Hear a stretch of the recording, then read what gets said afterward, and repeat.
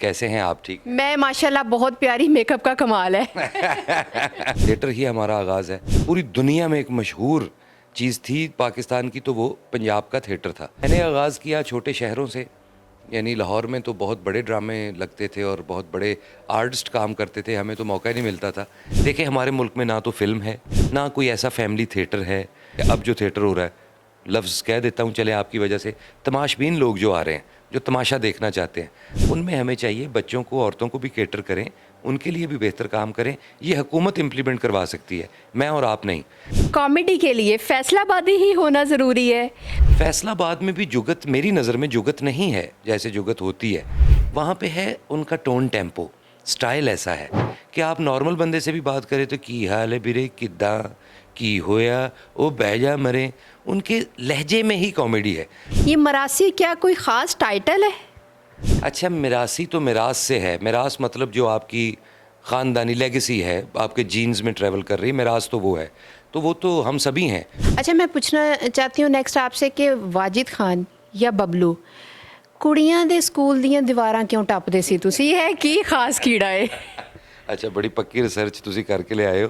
कुर्बानी करो, खुशियाँ मनाओ, जिन्हां तक गोश्त नहीं पहुँचा सारा साल उन्हां तक गोश्त पहुँचाओ, और ख़ास ध्यान है रखो कि गंद ਜਿਹੜਾ ਐਕਸਟਰਾ यानी ਬਾਕੀਆਤ ਨੇ ਵੈੜੇ ਦੀ, ਬੱਕਰੇ ਦੀ, ਉਹਨਾਂ ਨੂੰ ਸੇਫ ਰੱਖੋ। ਗਵਰਨਮੈਂਟ ਪੰਜਾਬ ਦੀ ਹੈ ਜਾਂ ਵਫਾਕ ਦੀ ਤੁਹਾਨੂੰ ਸ਼ਾਪਰ ਅਵੇਲੇਬਲ ਕਰੇਗੀ, ਕਿਉਂਕਿ ਉਹੀ ਨੇ, ਤੇ ਉਹਨਾਂ 'ਚ ਤੁਸੀਂ ओजरियाँ पाओ, गंद पाओ, तो सेफ जगह पे रखो ताकि गंदगी ना फैले। पाकिस्तान खबर टीवी के वीडियोस देखने के लिए हमारा चैनल सब्सक्राइब करें और बेल आइकन पर क्लिक करें ताकि आप हमारी आने वाली वीडियोस देख सकें। देखते रहें पाकिस्तान खबर टीवी। अस्सलाम वालेकुम नाज़रीन, मैं हूं आपकी होस्ट हुस्ना तारिक पाकिस्तान खबर टीवी के साथ। आज मेरे साथ कॉमेडी की दुनिया के बेताज बादशाह मौजूद हैं। नाम बताने की ज़रूरत तो नहीं है, लेकिन फिर भी एहतरामन वाजिद खान उर्फ बबलू। इनसे पूछते हैं कि इन्होंने बबलू से वाजिद खान तक का सफ़र कैसे तय किया। अस्सलाम वालेकुम। वालेकुम अस्सलाम, कैसे हैं आप? ठीक? मैं माशाल्लाह बहुत प्यारी, मेकअप का कमाल है। ये लड़कियों का हक है मेकअप करना, श्रृंगार करना, इन्हीं के लिए तो उतरा है। ठीक है, थैंक यू सो मच। मैं पूछना चाहूँगी कि बबलू से वाजिद खान तक का सफ़र कैसा रहा आपका? अच्छा जी, हुस्ना जी, बबलू तो मैं बहुत छोटा था उस वक्त, तो सफ़र का इतना अंदाज़ा नहीं था क्या है क्या नहीं। ज़ाहिर है वो मेरी वालदा की तरफ से मेरा नाम है और अब भी है। कभी कभी जब उन्हें प्यार आए तो वो कहती हैं। तो बाकी वाजिद खान का सफ़र बड़ा मुश्किल है, बड़ा टफ़ है, बड़ी एक लंबी स्ट्रगल है, और उसमें अल्लाह ताला बरकत डाल देता है माशाल्लाह। अब काफ़ी बेहतरी है। माशाल्लाह, अल्लाह ताला आपको और दिन दुगनी रात चौगनी तरक्की दे और इसी तरह आप मुल्क का नाम रोशन करते रहें। क्या क्या हर्डल्स फेस की? कहते हैं कि हमारी जो इंडस्ट्री है उसमें पैर जमाना इतना आसान नहीं है, लेग पुलिंग बहुत ज़्यादा होती हैं और काफ़ी ज़्यादा नेगेटिविटीज़ हैं। इज़ इट ट्रू और नॉट? आपका क्या कहना है इसके बारे में? अच्छा, ये जो लेग पुलिंग है या और बुरी चीज़ें हैं, ये सारी हैबिट्स तो मिलती हैं आपको थोड़े अरसे बाद। पहले स्टार्ट में आपकी स्ट्रगल है, आपको बहुत मुश्किल यहाँ पे सर्वाइव करना पड़ता है। जिस दौर में हमने थिएटर का आगाज़ किया, थिएटर ही हमारा आगाज़ है, तो उस वक्त तो थिएटर बड़ा एक वीआईपी काम था। बहुत फैमिलीज़ का आना, लोगों का इन्वॉल्वमेंट, बड़ा एक अच्छा और बड़ा, समझिए पूरी दुनिया में एक मशहूर चीज़ थी पाकिस्तान की, तो वो पंजाब का थिएटर था। तो इसलिए हमें बहुत मुश्किलात आईं। स्ट्रगल चीज़ ही ऐसी है, उसमें आपने बहुत एक लंबा सफ़र करना होता है। तो मैंने आगाज़ किया छोटे शहरों से, यानी लाहौर में तो बहुत बड़े ड्रामे लगते थे और बहुत बड़े आर्टिस्ट काम करते थे, हमें तो मौका ही नहीं मिलता था। एक आध एंट्री, वो भी आप समझ सकती हैं अगर थिएटर देखा हो तो, कि अस्सलाम वालेकुम जी, किया हाल है, वापस चले गए और आगे, इतना। फिर उसके लिए जिसे नेट प्रैक्टिस कहते हैं या लर्निंग जो पॉइंट्स है, उसके लिए फिर हमें जाना पड़ा छोटे सिटीज़ में। उसमें फिर फैसलाबाद, उकाड़ा, साहिवाल, बहावलपुर, पूरा पंजाब। वैसे तो पाकिस्तान, लेकिन पंजाब इसलिए क्योंकि ड्रामा पंजाबी करते थे। तो बस स्ट्रगल का आगाज़ हो गया और बहुत ज़्यादा मुश्किलात, इतनी मुश्किलात आप सोच नहीं सकते।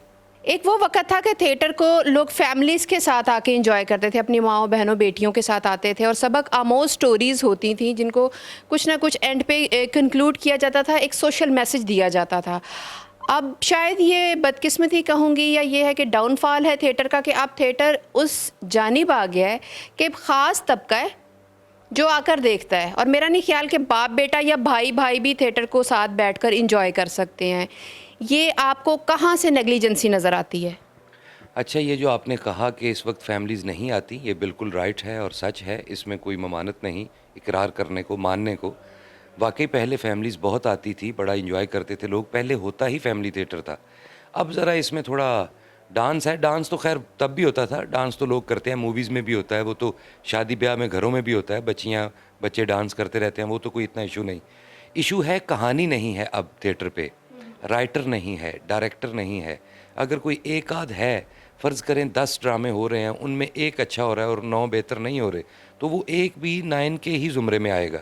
तो इसलिए यहाँ पे राइटर नहीं हैं बेहतर, 1-2 लोग हैं जो बहुत अच्छा काम करते हैं, जैसे नसीम विकी साहब हैं, ऐसे जो भी अपने ड्रामे बनाते हैं खुद, वो तो बहुत अच्छा काम करते हैं, लोग उनको पसंद भी करते हैं। लेकिन मेरी नज़र में, जो मेरी ज़ाती राय है, इस काम को ख़राब करने में सबसे ज़्यादा हक़ है हुकूमत का, वो किसी दौर की भी हो, चाहे इस दौर की, इससे पिछले की, उससे पिछले की।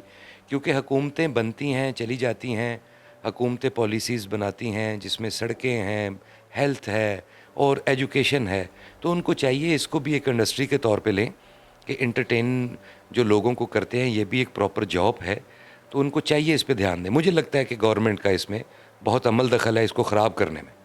मैं यहाँ पर कहूँगी गवर्नमेंट अपने आप पर ध्यान दे ले तो बड़ी बात है। उनके पास इतना वक्त ही नहीं है कि वो लोगों पर, आवाम पर, आर्टिस्ट पर जो है ध्यान दे ले। हाँ, बिल्कुल ऐसा है। अभी ये जो बजट आया इन दिनों में आपने देखा, ਉਹਦੇ तो हिसाब ला लो कि चीका निकलियां ने अवाम दियां। तो एवं ही है। वाकई ठीक कह रही हैं आप कि ये हुकूमत ध्यान कहाँ कहाँ दे, लेकिन यहाँ ज़रूर दे। उसकी वजह क्या है? देखिए हमारे मुल्क में ना तो फ़िल्म है, अगर है तो साल में 1-2, इसलिए एवरेज उसको प्रॉपर फ़िल्म नहीं कह सकते। ना कोई ऐसा फैमिली थिएटर है। फ़र्ज़ करें अगर पार्क्स हैं, शॉपिंग मॉल्स हैं, उधर भी फैमिली ओरिएंटेड चीज़ें कम हैं। तो हमें चाहिए कि जहाँ पे हम वही पहले वाली बात कि अब जो थिएटर हो रहा है, लफ्ज़ कह देता हूँ चले आपकी वजह से, तमाशबीन लोग जो आ रहे हैं, जो तमाशा देखना चाहते हैं, उनमें हमें चाहिए बच्चों को, औरतों को भी कैटर करें, उनके लिए भी बेहतर काम करें। ये हुकूमत इम्प्लीमेंट करवा सकती है, मैं और आप नहीं। फ़र्ज़ करें आप फ़ीमेल हैं, अगर आप आर्टिस्ट हैं, डांसर हैं, तो आप अपना काम बेहतर करोगे। मैं आर्टिस्ट हूँ, मैं अगर कॉमेडियन हूँ या रुलाने वाला आर्टिस्ट हूँ, तो मैं अपने काम को बेहतर करूँगा। पूरे जॉनरे को या पूरी यानी थिएटर कम्युनिटी को ठीक करने के लिए हुकूमत ही चाहिए। वो पंजाब की हो, वफाक की हो, जो भी हो, उनका हक़ है। इस पे पेन लें ताकि ऑडियंस दोबारा से आए, फैमिलीज़ के लिए भी कोई माहौल बने। उम्मीद की जा सकती है, बाकी उम्मीद कोई नहीं है उनसे। अच्छा, नेक्स्ट मैं आपसे पूछना चाहूँगी कि ये कॉमेडी के लिए फैसलाबादी ही होना ज़रूरी है? कोई और बंदा कॉमेडी नहीं कर सकता? क्योंकि होता है कि नॉर्मली आप जब गैदरिंग में बैठे कोई जोक क्रैक कर देते हो आप, या किसी बात पे कोई जुगतबाजी हो जाती है, तो तू फैसलाबादी तो नहीं, तू मरासी तो नहीं। ये मरासी क्या कोई ख़ास टाइटल है? अच्छा, मिरासी तो मिरास से है। मिरास मतलब जो आपकी ख़ानदानी लेगेसी है, आपके जीन्स में ट्रैवल कर रही है, मिरास तो वो है। तो वो तो हम सभी हैं। फ़र्ज़ करें आप अपने वालिद की या वालदा की किसी बात को लेके चले हैं, ब्लड को, जीन्स को, उनकी शान और शौकत को, उनके स्टाइल को, तो आप मिरासी हैं, मिरास को लेके चलें। ये तो हो गया एक अलहदा चैप्टर। अब आते हैं लैलपुर की तरफ, यानी फैसलाबाद। फैसलाबाद में भी जुगत, मेरी नज़र में जुगत नहीं है जैसे जुगत होती है। वहाँ पे है उनका टोन, टेम्पो, स्टाइल ऐसा है कि आप नॉर्मल बंदे से भी बात करें तो की हाल है बिरे, किद्दां की होया, ओ बैजा मरे, उनके लहजे में ही कॉमेडी है। तो इसलिए वो कॉमेडी ज़रा ज़्यादा जनरेट हो जाती है उनसे बात करके। बाकी फैसलाबाद की ओवरऑल बात करें तो उधर से बड़े बड़े अच्छे आर्टिस्ट हैं, बड़े बड़े अच्छे सुपरस्टार हैं, जिन्होंने थिएटर को, टीवी को, फिल्म को बड़ा अपना टाइम दिया, वक्त दिया और इसका म्यार बनाया। लेकिन उसमें सारे सिटीज़ हैं। गुजरांवाला से बहुत बड़े बड़े सुपरस्टार हैं, सुहेल अहमद साहब, अमान उल्लाह साहब को भी लोग वहाँ से रिलेट करते हैं, मस्ताना साहब, बब्बू बराल साहब, बहुत बड़े बड़े नाम। तो ऐसे ही फैसलाबाद से, लाहौर से बहुत बड़े बड़े नाम हैं। फिर आप देखें, फ़र्ज़ करें लाहौर में अगर कम बड़े नाम हैं, लेकिन ये सारे बड़े नाम बने लाहौर आके। इसका मतलब है लाहौर ख़ुद एक बहुत बड़ा सिटी है और बहुत बड़ा समझे स्टार मेकर है। ठीक हो गया। मैं नेक्स्ट पूछना चाहूँगी कि जैसे बड़ी ईद की आमद है, तो आपके उस पर कोई ख़ास शोज़ हों, कोई ख़ास तैयारियाँ हों जो आप हमारी ऑडियंस के साथ शेयर करना चाहें? बड़ी ईद या छोटी ईद आप भी समझती हैं, ईद, शादी, ब्याह, ये सारे इवेंट्स या तो बच्चों के हैं या औरतों के हैं। बड़ी ईद मर्दों की है। और वो भी नहीं है, क्योंकि ज़्यादा तो ज़्यादा बकरा लभना है, वैड़ा लभना है, मंडियां 'ਚ जाना है, तो बच्चों ने लैके गलियां 'ਚ फिरना है, तो उस तो बाद बंदियां ने छुरी फेरनी है, बनाना है, फिर औरतां ने पकाना है।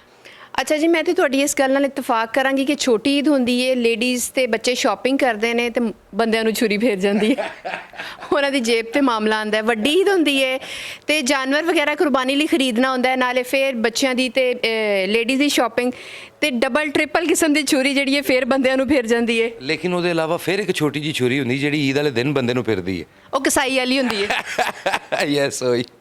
ਠੀਕ ਹੈ। ਤੇ ਵਾਕਈ ਲੇਕਿਨ ਈਵੈਂਟਸ ਸਾਡੇ ਅਸਲ 'ਚ ਨਾ ਮਾਸ਼ਾਅੱਲਾ ਮੁਲਕ 'ਚ ਈਵੈਂਟਸ ਹੈ ਹੀ ਬੜੇ ਨੇ। ਤੁਸੀਂ ਈਦਾਂ ਦੀ ਗੱਲ ਕਰੋ ਤਾਂ ਛੋਟੀ ਈਦ ਗਈ ਤੇ ਵੱਡੀ ਆ ਗਈ, ਵੱਡੀ ਈਦ ਗਈ ਤੇ ਮੁਹਰਮ ਆ ਗਏ, ਮੁਹਰਮ ਗਏ ਤੇ 14 ਅਗਸਤ ਆ ਗਈ। ਮਿਸਾਲ ਹੈ 14 ਅਗਸਤ ਗਈ ਤੇ ਸਤੰਬਰ ਆ ਗਿਆ, ਨਵੰਬਰ ਆ ਗਿਆ। ਯਾਨੀ ਸਾਡੇ ਕੋਲ ਈਵੈਂਟਸ ਹੀ ਈਵੈਂਟਸ ਨੇ। ਅਗਰ ਅਸੀਂ ਐਵਰੇਜ ਕੱਢੀਏ ਨਾ ਤੇ 365 ਚੋਂ ਮੇਰਾ ਖਿਆਲ ਹੈ 150-200 ਦਿਨ ਤੇ ਅਸੀਂ ਛੁੱਟੀਆਂ ਕਰਦੇ ਹਾਂ ਤੇ ਬਾਕੀ ਜਿਹੜੇ ਦਿਨ ਬਚਦੇ ਨੇ ਉਹਦੇ 'ਚ ਅਸੀਂ ਕੰਮ ਕਰਦੇ ਹਾਂ। ਫਿਰ ਅਸੀਂ ਰੋਨੇ ਹਾਂ ਇਕਨੋਮੀ ਉੱਤੇ नहीं ਜਾਂਦੀ। अच्छा, मैं पूछना चाहती हूँ नेक्स्ट आपसे कि वाजिद खान या बबलू ਕੁੜੀਆਂ ਦੇ ਸਕੂਲ ਦੀਆਂ ਦੀਵਾਰਾਂ ਕਿਉਂ ਟੱਪਦੇ ਸੀ ਤੁਸੀਂ? ਇਹ ਕੀ ਖਾਸ ਕੀੜਾ ਹੈ? ਅੱਛਾ, ਬੜੀ ਪੱਕੀ ਰਿਸਰਚ ਤੁਸੀਂ ਕਰਕੇ ਲਿਆਏ ਹੋ। ਇਹ ਵੀ ਮੈਂ ਆਪਣੇ ਚਾਹਣ ਵਾਲਿਆਂ ਨੂੰ ਔਰ ਤੁਹਾਡੇ ਦੇਖਣ ਵਾਲਿਆਂ ਨੂੰ ਦੱਸਣਾ ਚਾਹਾਂਗਾ। ਅਸਲ 'ਚ ਮੈਂ ਪੜ੍ਹਿਆ ਵਾਂ ਫੈਡਰਲ ਸਕੂਲ ਨੰਬਰ 1 ਸਦਰ ਕੈਂਟ 'ਚ ਲਾਹੌਰ 'ਚ, ਤੇ ਉਹਦੀ ਤੇ 4 ਨੰਬਰ ਸਕੂਲ ਇੱਕ ਦੀਵਾਰ ਹੈ, ਲੜਕੀਆਂ ਦੇ ਸਕੂਲ ਦੀ ਤੇ ਲੜਕਿਆਂ ਦੇ ਸਕੂਲ ਦੀ। ਇਹ ਸ਼ਾਇਦ ਮੈਂ ਕਿਸੇ ਜਗ੍ਹਾ ਤੇ ਕਿਹਾ ਹੋਏਗਾ, ਦੱਸਿਆ ਹੋਏਗਾ ਜਿਹੜਾ ਇਹਨਾਂ ਕੋਲ ਰਿਸਰਚ ਹੈ। ਤੇ ਉਹ ਨਾ ਲੜਕੀਆਂ ਦੇ ਸਕੂਲ 'ਚ ਲੱਗੇ ਹੁੰਦੇ ਸਨ ਮੁਖਤਲਿਫ ਫਲਾਂ ਵਾਲੇ, ਜਾਮਨ, ਅੰਬ, ਇਸ ਤਰ੍ਹਾਂ ਦੇ ਪੌਦੇ। ਸਾਡੇ ਸਕੂਲ 'ਚ ਵੀ ਸਨ, ਲੇਕਿਨ ਬॉयज़ ਤੁਹਾਨੂੰ ਪਤਾ ਜ਼ਰਾ ਹੱਲਾ ਗੁੱਲਾ ਜ਼ਿਆਦਾ ਹੈ, ਕਮ ਚੀਜ਼ਾਂ ਬਚਦੀਆਂ ਸਨ ਉੱਥੇ, ਸਿਰਫ ਘਾਹ ਹੀ ਬਚਦਾ ਸੀ ਸਕੂਲ ਛੁੱਟੀਆਂ ਤੋਂ ਬਾਅਦ, ਬਾਕੀ ਸਭ। ਤੇ ਉਹ ਇਸ ਤਰ੍ਹਾਂ ਹੀ ਇੱਕ ਦਫਾ ਸੀ, ਮੇਰਾ ਖਿਆਲ ਹੈ ਸ਼ਾਇਦ ਦੂਸਰੀ ਸ਼ਿਫਟ ਦਾ ਟਾਈਮ ਹੋਏਗਾ ਕਿਉਂਕਿ ਡਬਲ ਸ਼ਿਫਟ ਸਕੂਲ ਚੱਲਦੇ ਸਨ ਦੋਵੇਂ। ਤੇ ਉਹ ਦੀਵਾਰ ਪਲਾਂਗ ਗਏ, ਮੈਂ ਤੇ ਕੁਝ ਚੰਦ ਦੋਸਤ ਛੋਟੇ ਛੋਟੇ ਸਾਂ, ਬਚਪਨ ਸੀ ਕਿ ਉਧਰੋਂ ਜਾ ਕੇ ਅੰਬੀਆਂ ਤੋੜਦੇ ਹਾਂ, ਜਾਮਨ ਜਾਂ ਜੋ ਉਸ ਦੌਰ 'ਚ ਜਿਹੜੀ ਫਲ ਹੋਏਗਾ ਉਹ ਤੋੜਨ ਵਾਸਤੇ ਚਲੇ ਗਏ। ਬਸ ਫੜੇ ਗਏ। ਸਿਰਫ ਫਲ ਤੋੜਨ ਜਾਂਦੇ ਸੀ ਜਾਂ ਫੁੱਲ ਵੀ ਤੋੜਨ ਜਾਂਦੇ ਸੀ? ਨਹੀਂ, ਸ਼ੁਕਰ ਕਰੋ ਹੱਡੀਆਂ ਟੁੱਟਦਿਆਂ ਬਚ ਗਿਆ। ਅੱਬਾ ਜੀ ਤੱਕ ਗੱਲ ਪਤਾ ਲੱਗ ਗਈ। ਫਿਰ ਉਹ ਉਸ ਦੌਰ 'ਚ ਤੁਹਾਨੂੰ ਪਤਾ ਹੈ ਮਾਰ ਵੀ ਬੜੀ ਟਫ ਹੁੰਦੀ ਸੀ, ਪਾਣੀ ਵਾਲੇ ਪਾਈਪ ਨਾਲ ਮਾਰ ਪਈ, ਕੰਨ ਫੜਾ ਕੇ ਬੜੀ ਚੰਗੀ। ਉਹ ਬਲਕਿ ਇੱਕ ਚੀਜ਼ ਹੈਗੀ, ਅੱਲਾ ਜਨਤ ਨਸੀਬ ਕਰੇ, ਮੇਰੇ ਵਾਲਦ ਸਾਹਿਬ ਚਲੇ ਗਏ ਨੇ ਦੁਨੀਆ ਤੋਂ, ਮੈਂ ਬਹੁਤ ਉਹਨਾਂ ਨੂੰ ਮਿਸ ਕਰਦਾ। ਜ਼ਿੰਦਗੀ 'ਚ ਹਰ ਬੱਚਾ ਆਪਣੇ ਪਿਓ ਨੂੰ ਕਰਦਾ, ਤੇ ਉਹਨਾਂ ਦੀ ਉਹ ਮਾਰ ਮੇਰੇ ਅੱਜ ਤੱਕ ਕੰਮ ਆਈ। ਵੈਸੇ ਉਹਦੀ ਵਜ੍ਹਾ ਹੈ ਕਿ ਮੈਂ ਦੁਬਾਰਾ ਕਦੀ ਸਕੂਲ ਦੀ ਕੰਧ ਨਹੀਂ ਟੱਪੀ। ਕੁੜੀਆਂ ਦੇ ਸਕੂਲ ਦੀ ਕੰਧ ਨਹੀਂ ਟੱਪੇ ਜਾਂ ਆਪਣੀ ਦੀ ਵੀ ਕੰਧ ਨਹੀਂ ਟੱਪੇ ਤੁਸੀਂ? ਉਸ ਤੋਂ ਬਾਅਦ ਤੇ ਮੈਂ ਕਿਸੇ ਕਿਸਮ ਦੀ ਕੰਧ ਨਹੀਂ ਟੱਪੀ ਜਿੰਨੀ ਮੇਰੀ ਠੁਕਾਈ ਹੋ ਗਈ। ਉਹ ਵੀ ਇੱਕ ਬੰਦਾ ਹੋਰ ਹੁੰਦਾ ਸੀ, ਬੜਾ ਆਬੂ ਦਾ ਕੋਈ ਫਰੈਂਡ ਸੀ, ਉਹਨੇ ਵੇਖ ਲਿਆ ਤੇ ਉਹਨੇ ਬਚਾਇਆ ਮੈਨੂੰ ਕਿ ਬਸ ਯਾਰ ਖੁਦਾ ਦਾ ਵਾਸਤਾ ਬੱਚਾ ਮਾਰਨਾ ਜੇ। ਬਹੁਤ ਮਾਰ ਪਈ ਔਰ ਉਹ ਅੱਛਾ ਸੀ ਮੇਰੇ ਵਾਸਤੇ। ਉਦੋਂ ਅੱਬਾ ਜੀ ਅਗਰ ਕੰਪਰੋਮਾਈਜ਼ ਕਰ ਲੈਂਦੇ, ਹੱਸ ਕੇ ਮੈਨੇਜ ਕਰ ਲੈਂਦੇ, ਤੇ ਸ਼ਾਇਦ ਮੈਂ ਜ਼ਿਆਦਾ ਵਿਗੜ ਗਿਆ ਹੁੰਦਾ।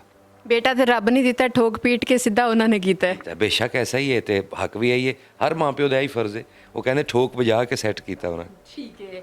ਵਾਲਦਾ ਕੋਲੋਂ ਕਦੀ ਕੋਈ ਐਸਾ ਹੋਇਆ? ਕਿੰਨੀ ਬਦਮਾਸ਼ੀ ਲਾਈ ਹੈ ਤੁਸੀਂ ਵਾਲਦਾ ਦੇ ਨਾਲ?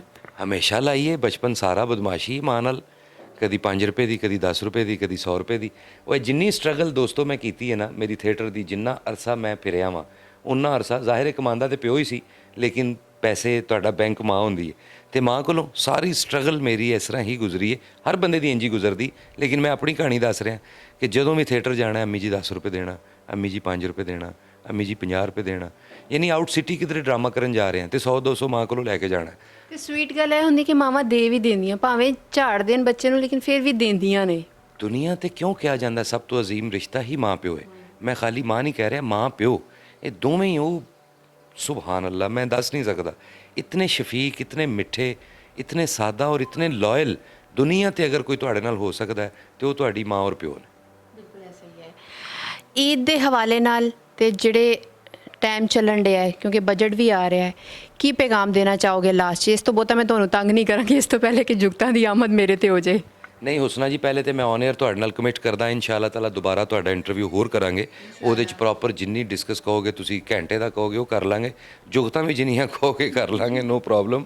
ਫਿਲਹਾਲ ਐਵੇਂ ਕਿ ਈਦ ਦੇ ਹਵਾਲੇ ਨਾਲ ਪੈਗਾਮ ਐਵੇਂ ਜਿਹੜਾ ਸਾਰੇ ਫਨਕਾਰ ਦੇਣ ਦੀ ਕੋਸ਼ਿਸ਼ ਕਰਦੇ ਨੇ ਔਰ ਬਜ਼ੁਰਗ ਵੀ, ਤੁਸੀਂ ਕੁਰਬਾਨੀ ਕਰੋ, ਖੁਸ਼ੀਆਂ ਮਨਾਓ।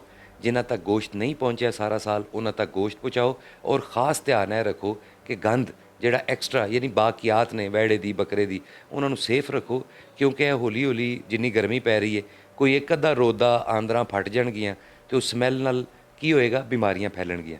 ਤੇ ਸਾਨੂੰ ਚਾਹੀਦਾ ਕਵਰਡ ਰੱਖੀਏ। ਗੌਰਮੈਂਟ ਪੰਜਾਬ ਦੀ ਹੈ ਜਾਂ ਵਫਾਕ ਦੀ, ਤੁਹਾਨੂੰ ਛਾਪਰ ਅਵੇਲੇਬਲ ਕਰੇਗੀ ਕਿਉਂਕਿ ਉਹੀ ਨੇ, ਤੇ ਉਹਨਾਂ 'ਚ ਤੁਸੀਂ ਓਜਰੀਆਂ ਪਾਓ, ਗੰਦ ਪਾਓ ਤੇ ਸੇਫ ਜਗ੍ਹਾ ਤੇ ਰੱਖੋ ਤਾਂ ਕਿ गंदगी ना फैले। ठीक है, शापर बनन नालों चंगा कि शापर इस्तेमाल कर लो।